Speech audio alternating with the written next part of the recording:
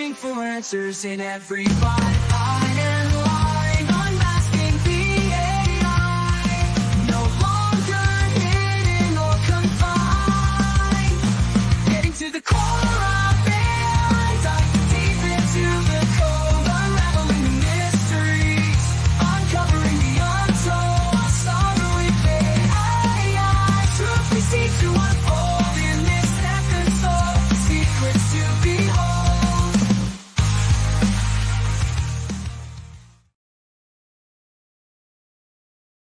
Welcome, everybody. Thank you so much for joining us for episode 2 of A Summer with AI. If you missed episode 1, we went over kind of the basics of AI has been around in our world for a very long time, and generative AI is what everybody's talking about, but AI has been around for a very, very long time. And now we want to get to the core of these tools. Now, I want to tell you what we're really going to be doing today, right?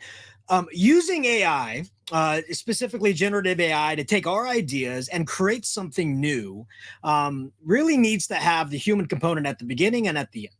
But in the middle of that, there's strategy. There's strategy of how we are using this AI. So it's the strategy of approach that we are talking about. It's not necessarily the tool. And I want to specifically talk about this, Zaption. Anybody remember Zaption? I love this shirt because Zaption was a tool that I really loved back in the late 2014s, early 2015s. It was a tool that took a YouTube video and allowed you to attach questions to it. And I know a lot of you are saying, well, isn't that what Ed002 does or PlayPosit does or the new YouTube questions in Google or even some of the cool new things that Quizzes is doing with YouTube videos? Yes. But the thing is, Zaption was the first tool that I saw that did these things. And in fact, Zaption, I think, was far ahead of its time in that they didn't only have the students being able to watch the video and answer questions, but you could do the whole class. And this was for anybody was doing it. I loved Zaption.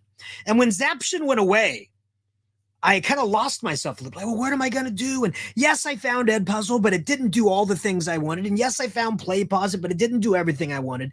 It's because I relied on the tool instead of relying on the strategy or the reason I was using this. And the reason we use these video tools like Ed002 and PlayPosit is because we want to make sure the students are getting out of the video exactly what we want them to get out of the video. There's strategy, there is intent. That is why I'm not going to show you just one tool. I'm not going to show you some of these fancy other tools that are out there. I'm not going to name names right now. But what we are going to be doing is looking at the core fundamentals of these tools. Each of them has a different flavor, but the strategy is going to be the same.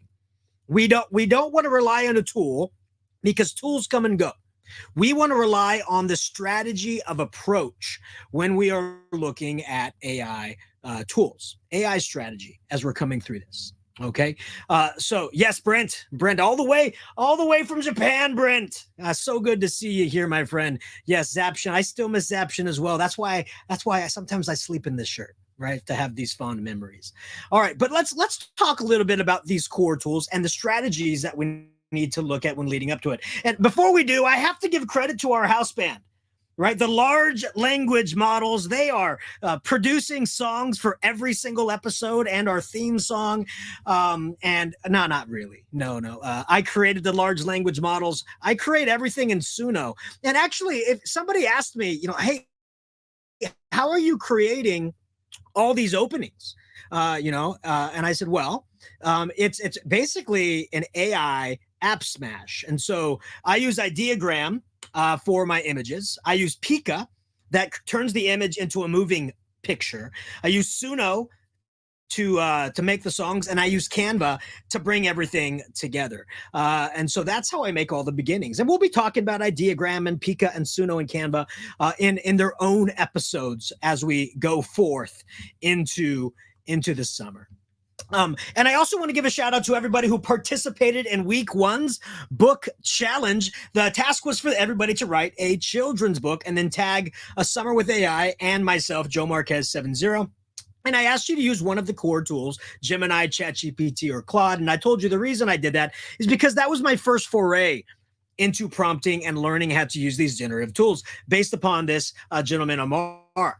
And I created my very first output with a generative tool in December of 2022. And it was a story about an asparagus child who saves the day. If you want to read it, you can definitely go and find that reading over at bit.ly/Andy Asparagus, capital A's on both sides, and about how that asparagus child did it. And I loved it so much that I brought it to the attention of my daughters, my 7-year-old and my 5-year-old, who I love so freaking much. And they love the book series by Mo Willems about the pigeon. And they wanted to create one that they thought they would resonate with. And that was the pigeon stays up too late playing with Legos and what happens in that aftermath. And they love that story. And they continue to utilize AI to take their creative ideas and produce something with this generative tool. But they have a step in every path.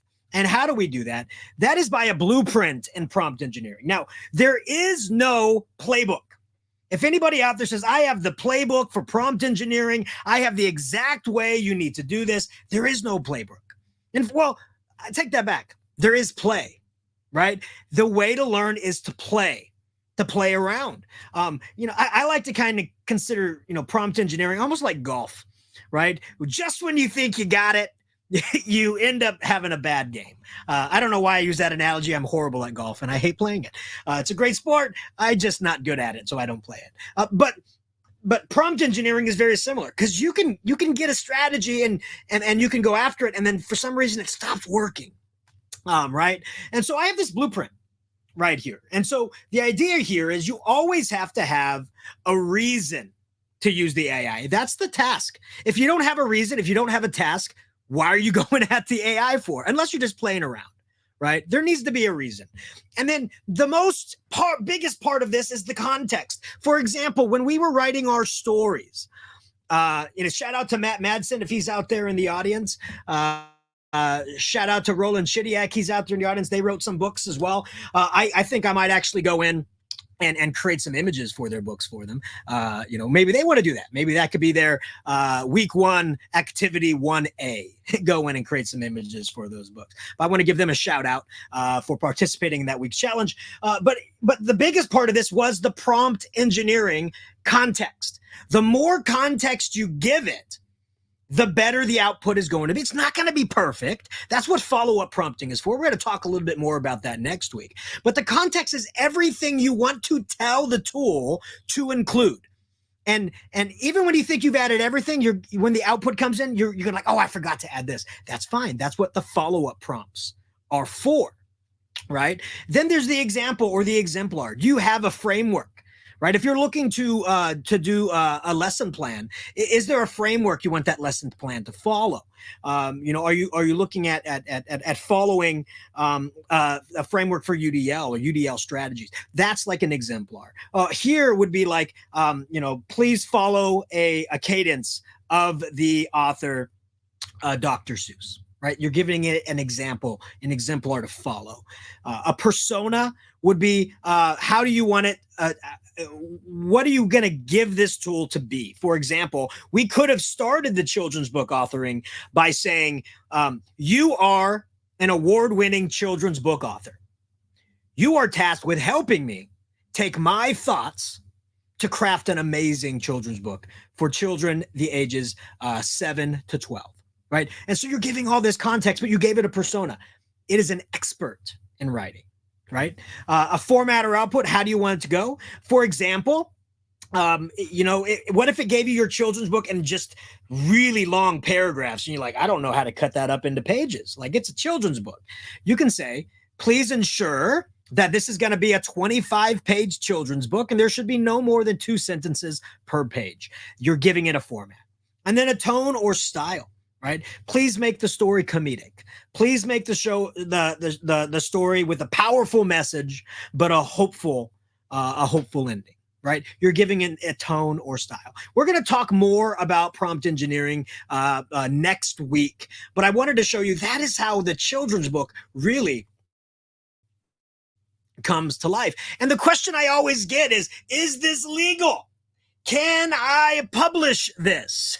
The answer is, at the moment, yes, it is legal. And at the moment, yes, you can publish it. You cannot copyright it, though.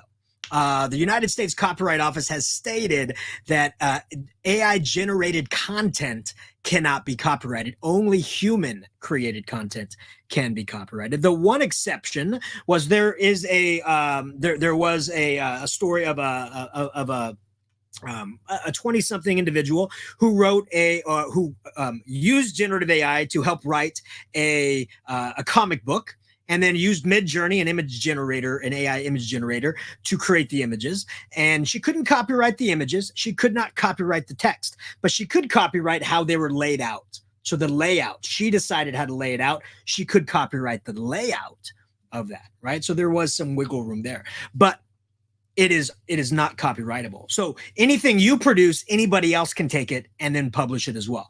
It doesn't belong to anybody. So I actually have two articles. One is News from the Future, where authors are using generative AI to just churn out books, right? Just churn out books, one after the other, to help them stay relevant in this area of in this era of media, right? And then News from Today, which is a very similar looking article, but it's about ghostwriters that current authors, current politicians, current athletes use to write their books.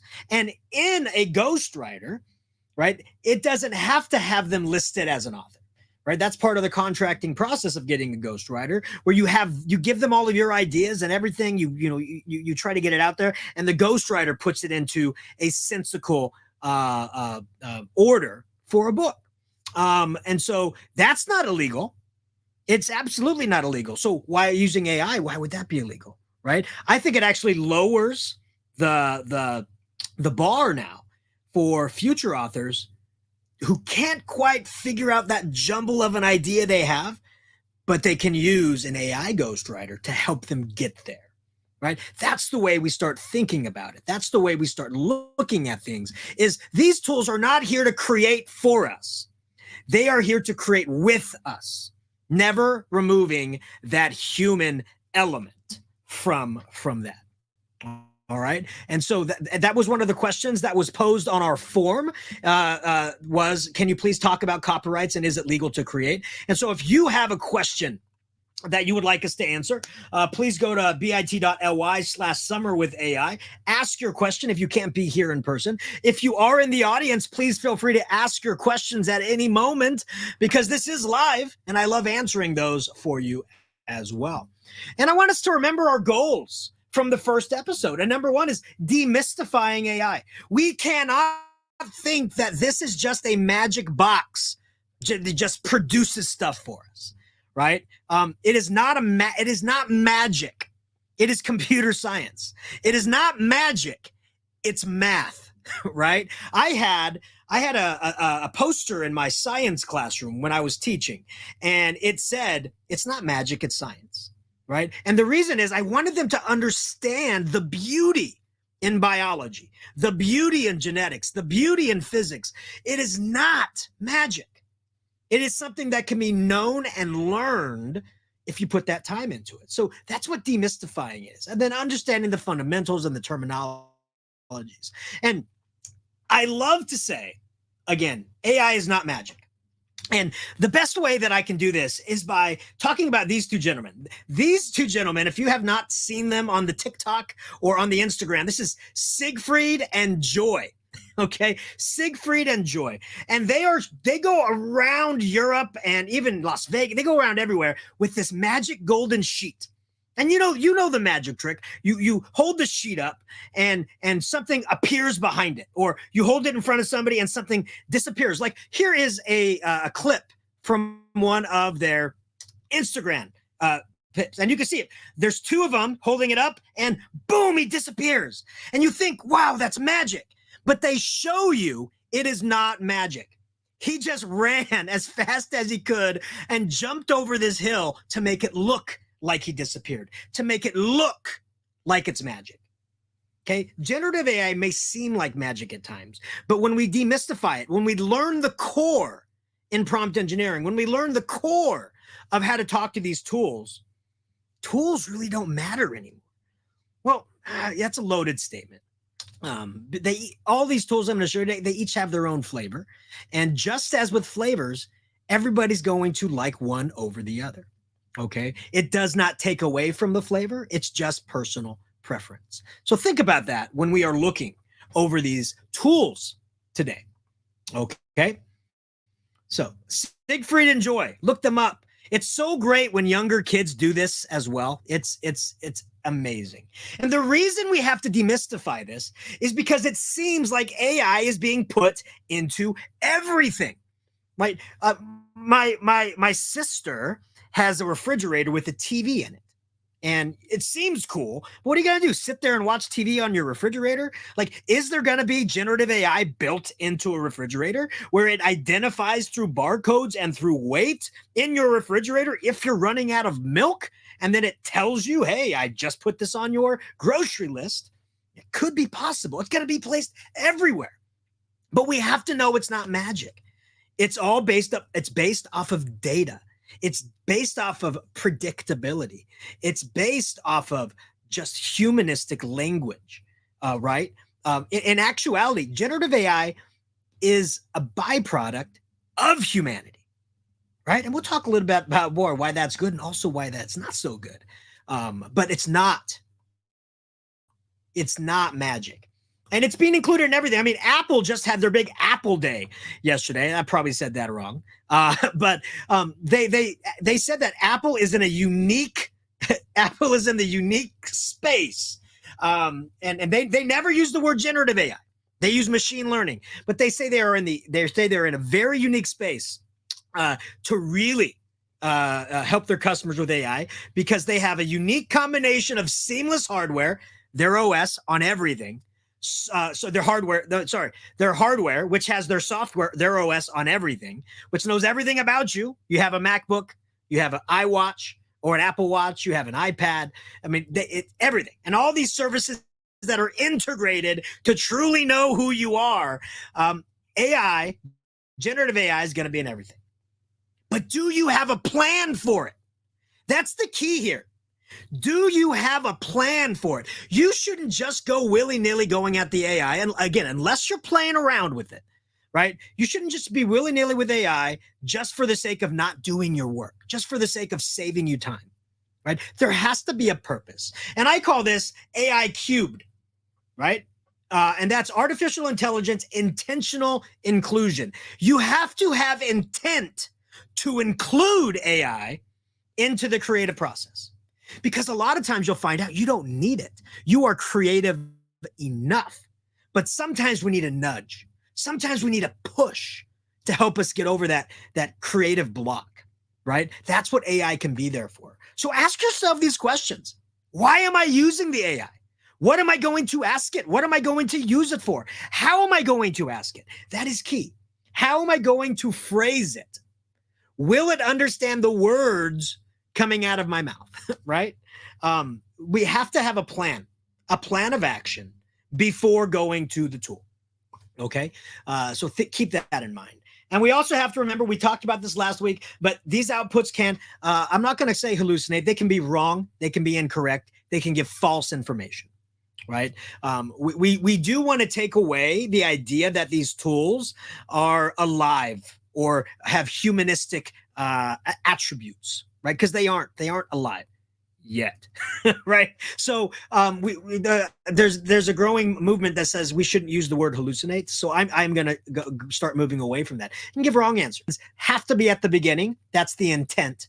And then you have to be at the end. That's the review, right? We should never let the AI do all the work for us and then just take what they give us without truly combing it. Right? These outputs can be biased, so we need to critique them. That we'll talk a little bit more about biases and how we can prompt them away, and hopefully what the engineers of these tools are doing to mitigate those biases. Never put your personal information in here, please. Never put your students' personal information in here. Never put your banking information in here, please. Never use the tools to do all the work for you. Always follow up your prompts. We're going to talk a little bit about that today, but we'll do much more about that in our episode 3 on prompt engineering. And then you have to have a reason to use these tools.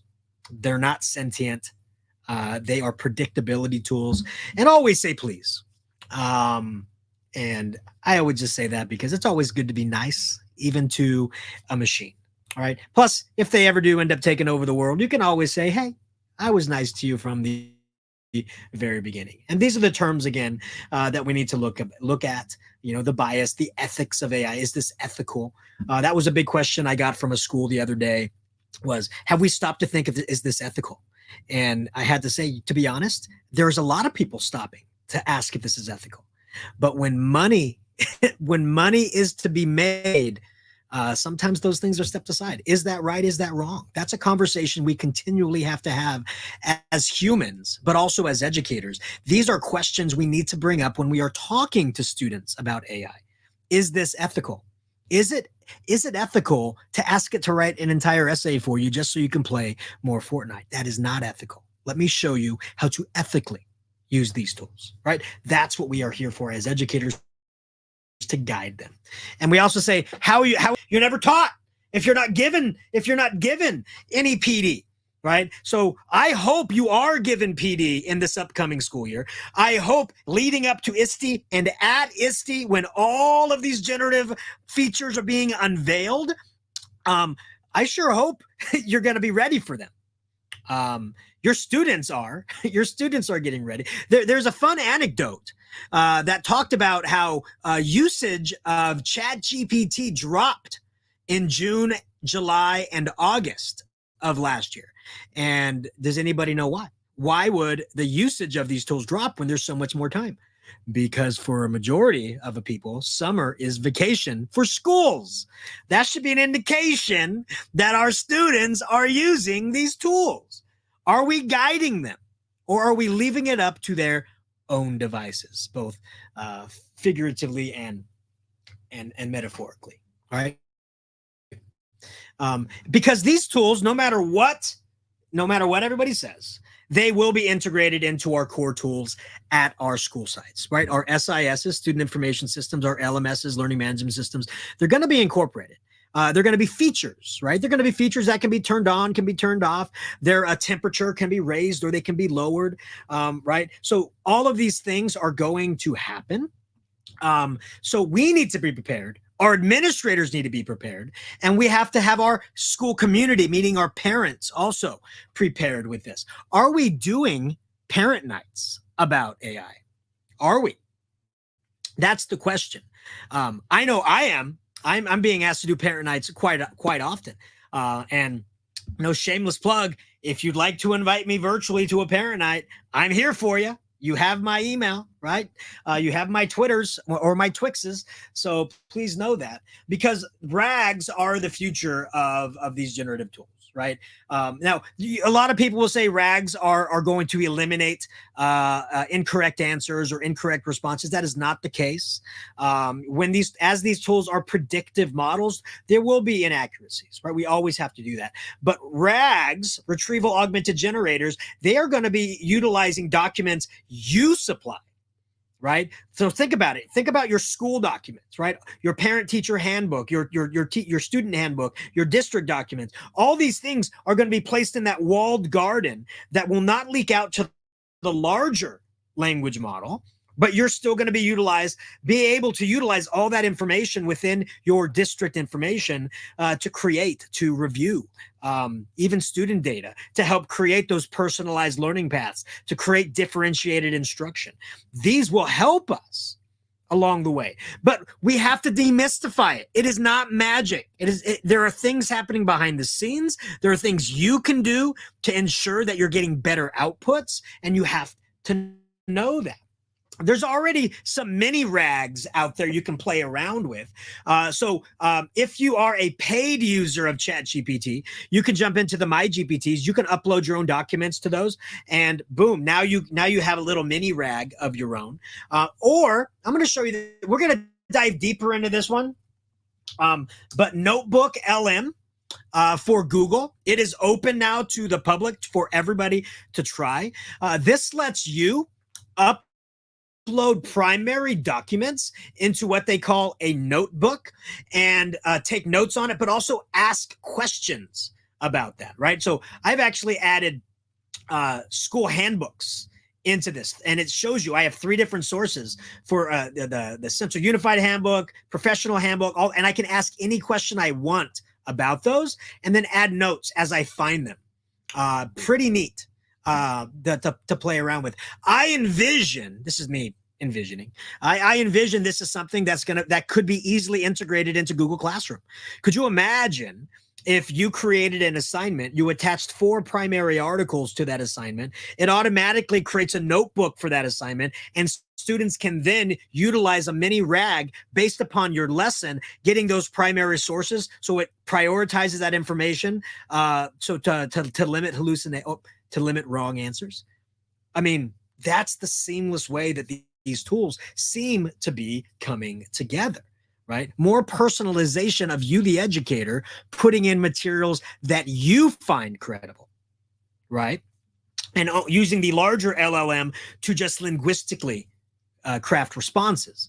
But your primary data is where it's looking for the information, right? So those are things that we have to look forward to when we're utilizing these tools. So how is this being utilized across the globe? Well, it's changing industry. It's replacing internet search. I mean, I just read an article that OpenAI, who owns ChatGPT, is poaching engineers from Google to start up their internet search. Whoa. I mean, you're going to knock Google off that pedestal? That's going to be an interesting fight. Or you can definitely look at another tool. We're going to go over this one as well in the future, Perplexity. It does a fantastic job, not only of searching, but giving you primary sources to cite. It's pretty neat that you can go out there and look at it. It's great at summarizing texts. It's great for children's books, as we saw. It can write essays, but we have to look at the facts, and we shouldn't have it write the entirety of the essays. There's a lot of different things that are happening. But I love this quote from Irina Raichu of Santa Clara University. And she says, if people are using ChatGPT or generative AI, but you put that ChatGPT because that's the Kleenex of generative AI right now. We need to stop that. But to try just to create surface level information, just to write something based off a small prompt, that's concerning because it can create completely credible, accurate sounding BS. Right. And our students won't know. It'll sound so good. The students are like, it has to be true. And they're going to turn it into you, and you're going to go, oh my goodness, this is so factually incorrect, right? So we need to prevent that headache, right? We need to make sure that we are training our students how to use these properly through prompt engineering. So we are going to be looking at today, in the next minutes that we have together, at these core tools. Gemini, ChatGPT, and Claude. And I'll throw Meta in there. Meta came out a few weeks ago at Meta AI, and oh my, it's doing so well. And it also has image generation built right into it, and it's 100% free, right? So I still need to dive deeper into this tool.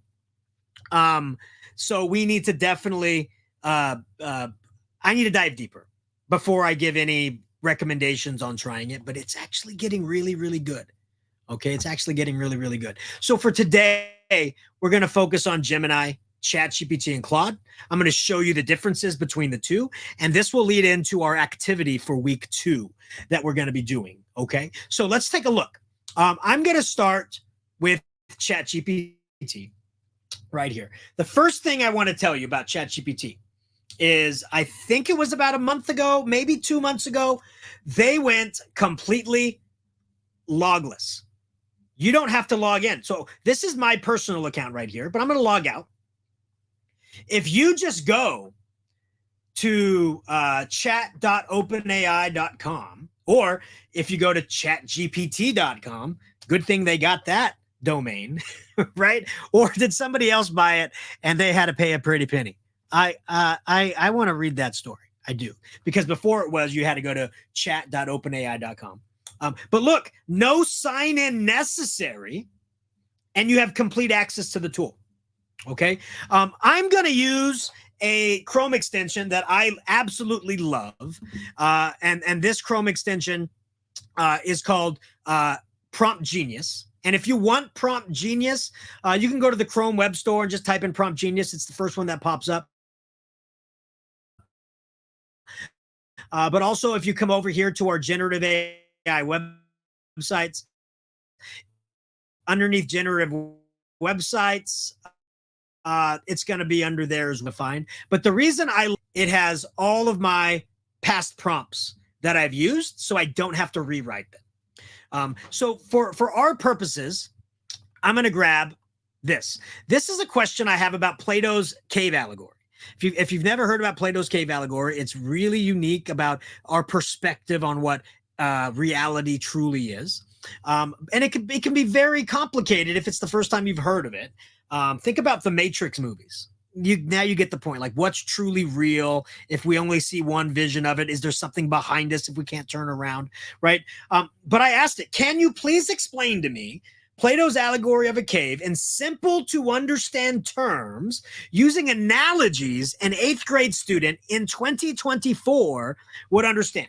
And I'm going to do the same question to all 3 of these tools so that we can see what happens with them. But I want to show you this on the version where I don't have to log in to show you that the hurdle of needing an account is over, right? Yes, ChatGPT still has 13 plus for parent permission and 18 plus to use on your own. But besides reading their terms and their privacy policy, you can just go in here and use it without any age verification. Meta, I tried that because you can use Meta without logging into it, but it does ask you to verify the year you were born. It does ask you to do that, right? But oh my goodness, this now with no trace anymore off to the side. We need to talk to our kids about this. We do. We truly need to talk to our students about this, because if we don't, they already are. They're learning everything off of TikTok. Go on TikTok and check out, generative AI for students in school and see what's going on there. Okay. I would rather they learn from us, right? Because at least we can guide them in the correct path. But now I'm going to go into my account. I'm going to hit login. It's as simple as clicking login. I'm going to log in with my Google account right here. And again, I'm only showing you the free version of these tools. I hate bait and switch presentations where somebody shows you all of the tools from the pay version and you go and try to do something and it doesn't work because, you mean I have to pay for it? That's an issue. And again, all the resources for everything that I'm going to show you are here. All the links are here. And so all you need to do is go over to my Bitly right there. Okay. So, all right. So we're continuing on right here.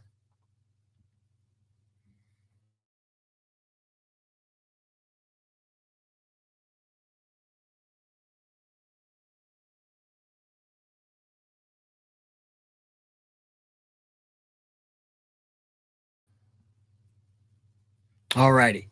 So here we go. My StreamYard, everybody just said that I lost my microphone. So if you are in the chat, if you could tell me, like, give me a thumbs up if you can still hear me, that would be fantastic. Okay. All right. So looking at this, I have all of my past chats off to the left-hand side. I have all of my past chats right here off to the left-hand side. And I can go back to any chat and continue that conversation. For example, I was doing research for adult education. And in that research, I was trying to figure out the differences between andragogy and pedagogy. Right? Pedagogy is for K-12. Andragogy is for above that age. And I wanted to make sure I see if there are any key differences between the two and then similarities between the two.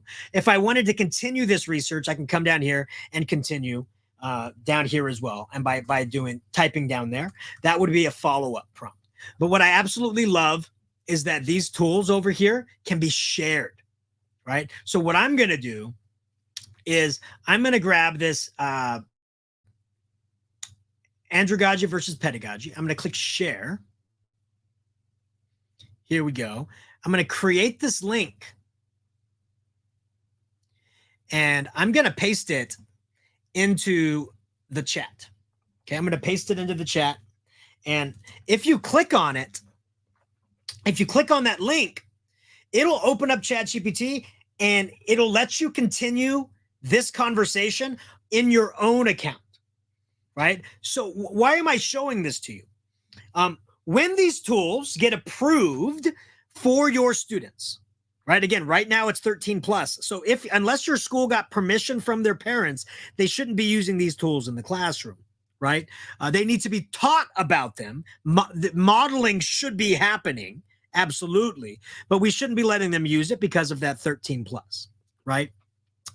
But once these are used in the classroom, if you want to start the prompt to get them on the right path to model what a prompt should be as they're learning how to craft the prompt, you can then click that share button and post it in your LMS. And when they click on it, they can continue off of that prompt, knowing that you started the legwork at the beginning. Okay. So I do love the fact that you can definitely do that. If I come down here, I can click copy. And now I can open up a new Google Doc, right? So if I come up here and I type in docs.new, the easiest way to open up a brand new Google document, I can click on that and copy and paste my entire research that I was doing with ChatGPT into my Google document. Is really great at linguistical writing. But again, and this is 3.5. The pay version is 4.0. And, people have been saying, where's version 5, right? Well, number one, there is some grumblings. There's some stealthy little chatbots popping up in certain corners of the internet that have Sam Altman, the leader of OpenAI, has hinted like, hey, yeah, that's pretty good, huh? I'm sure ChatGPT 5's percolating somewhere. Somebody told me that why would you release the big guns or the big one when the others still haven't surpassed your 4, right? So maybe they have it in their back pocket. And as soon as somebody comes out with one that everybody's saying is so much better, maybe when people start playing with meta.ai a little more and they start saying it's better, then they release 0.5 and say, haha, but now look at this. Who knows? Who knows, right? But ChatGPT is great for linguistical writing. That's why if you know similar, Gemini is to ChatGPT. Okay. Gemini not only has the Omni box, the prompt box down at the bottom as well, but it also has all of your past chat off to the side as well.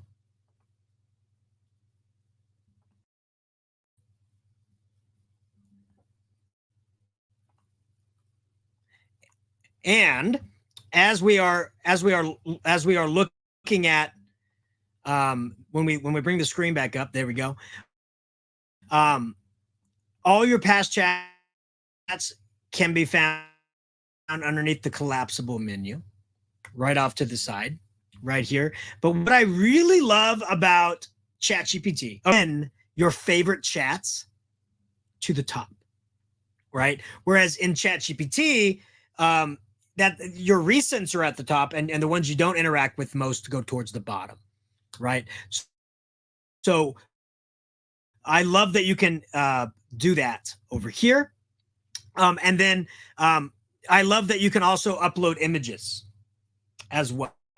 So if I click on this image, I can bring in something like this image, one of my records. If you don't know, I love vinyl records. So I can bring this record in here and I can say, please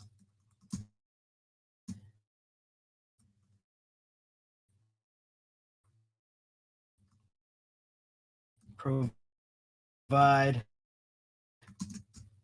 for the image right there, right? So if you're trying to create an accessible website with alt text on all your images, instead of you coming up with all that, it'll produce all that for you. But I am assuming websites are going to have generative AI built into it for you, generated as well. So, and then finally, over here, we're looking at Claude. Claude is attach this PDF right here. I'm going to attach a PDF of chapter 1 of The Outsider.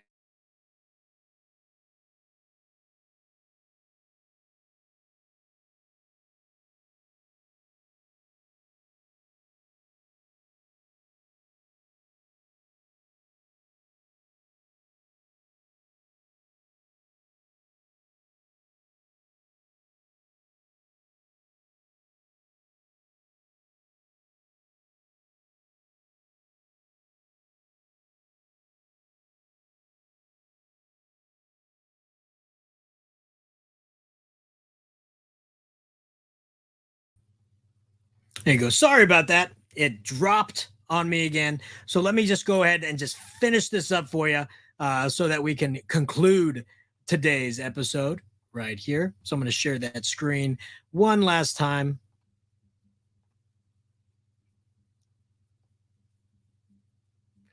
All right, here we go.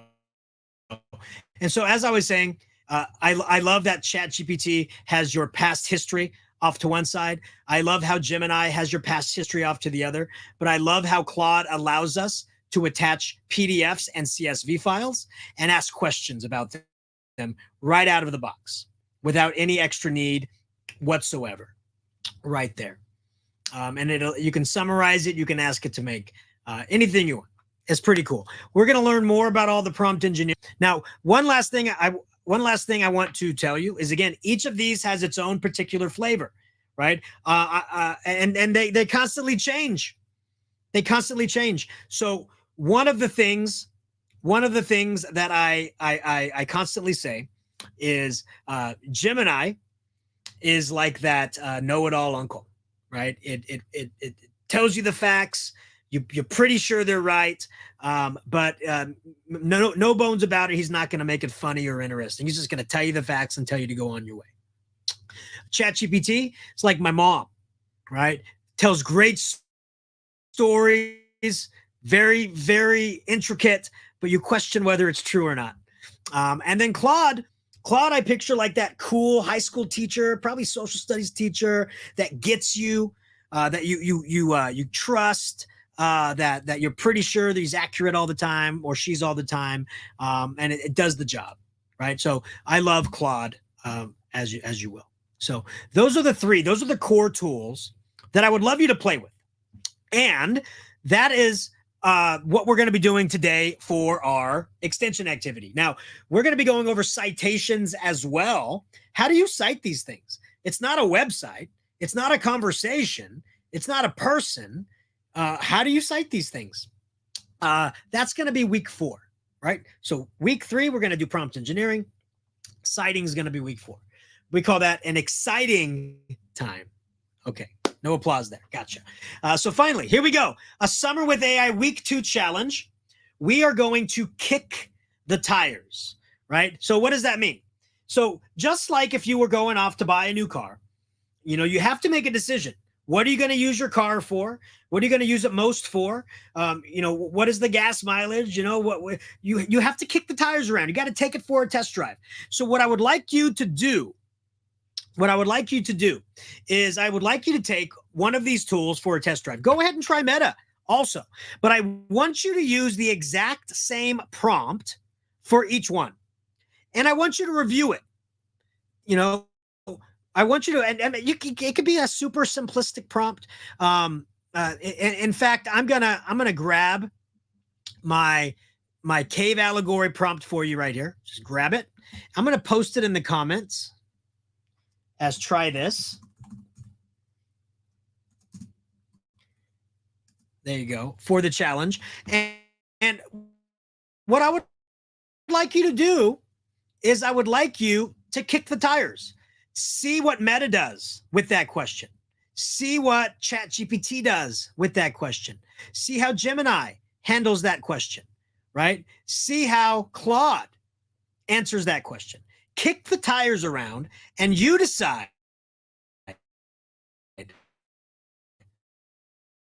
which of these tools is best for you to use. It is completely up to you. Our week 2 challenge, take a test drive of these key tools and tell me what you think. Next week, May 15th at 3:30, same bat time, same bat channel, we are doing prompt engineering. So we're going to go step by step through the framework that we showcased on prompt engineering. We're going to try a couple different prompts out, and we're going to ask you to try that. So that'll be week 3's challenge, is continuing your prompting practices.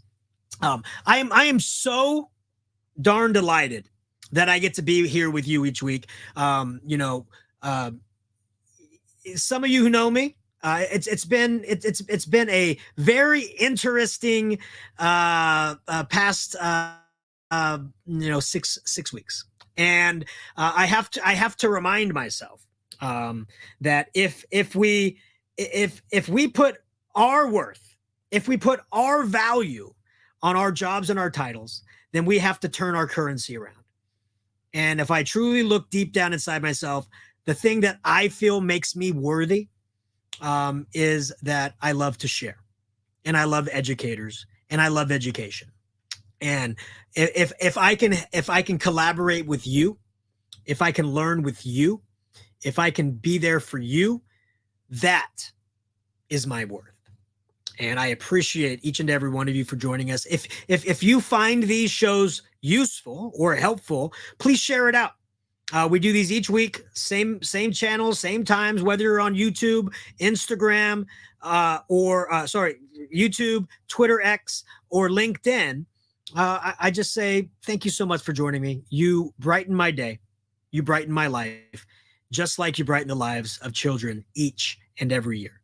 And I know this is Teacher Appreciation Week, but 1 week is not enough to tell you how much I appreciate you. And if you're not told that on a daily basis, we need to change that, because you are one of the hardest working individuals in the history of the world. And I appreciate you for that.